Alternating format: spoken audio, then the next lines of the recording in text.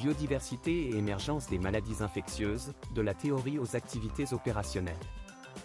C'est le thème d'une conférence publique organisée par l'Institut de recherche et de développement, IRD, le 24 octobre 2023 à Abidjan en Côte d'Ivoire. La conférence a été prononcée par Benjamin Roche. Qui est-il et que fait-il comme recherche? Je m'appelle Benjamin Roche, je suis directeur de recherche à l'IRD, Institut de recherche pour le développement en France. Ma recherche, je la focalise sur comprendre comment bien combiner les différentes approches pour lutter contre les pandémies, c'est-à-dire répondre contre ces épidémies, se préparer aux prochaines épidémies et aussi les prévenir. Donc pour cela, pour répondre aux épidémies, je développe principalement des modèles mathématiques pour comprendre comment ces virus se propagent au sein des populations humaines et comment on peut ralentir, voire stopper cette propagation.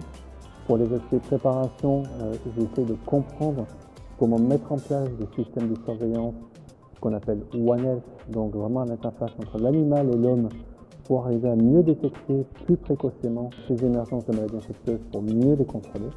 Et puis enfin, sur des aspects prévention, là on développe des approches de co-construction pour arriver à identifier des façons de gérer les écosystèmes afin de diminuer le risque de transmission de ces maladies infectieuses au sein de ces écosystèmes et donc de limiter l'apparition de maladies chez l'homme.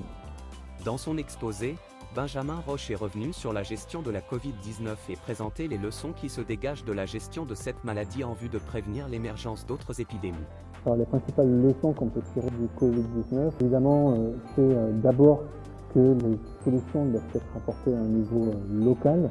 Donc c'est très important d'associer tous les différents acteurs, pas seulement les acteurs de recherche, mais aussi les acteurs opérationnels, de santé, économique, etc. C'est de mieux comprendre comment justement faire ce lien entre la science et les autorités publiques. Et donc c'est également de développer cette bonne combinaison entre la réponse, la préparation et la prévention, parce que nous savons que nous risquons d'avoir de nouvelles pandémies, donc il faut mieux s'y préparer, mieux être capable de détecter des cas et donc de les isoler rapidement, mais également de mieux les prévenir pour que justement on n'ait plus de catastrophes comme celle du Covid à gérer.